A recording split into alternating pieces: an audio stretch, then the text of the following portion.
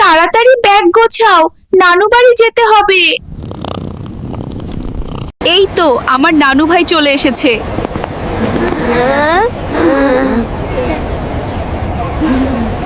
টমি, দেখেছিস তোর নানা ভাইয়ের কতগুলো যন্ত্রপাতি রয়েছে, চল তোকে দেখাই। না না, তোমার যন্ত্রপাতিগুলো আমাকে একটু দিও, আমি একটা কাঠের ঘর বানাবো। এই তো, এই কাঠটা পরিষ্কার করা।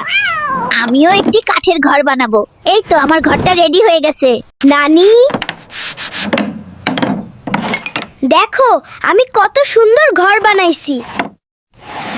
নানি, আমি আরো একটা জিনিস বানাবো। এই দেখো, আমি কাঠের একটা ঘোড়া বানাইছি। একটু ঘোড়াটাকে রং করে পরে তো। রং করে দেই তো।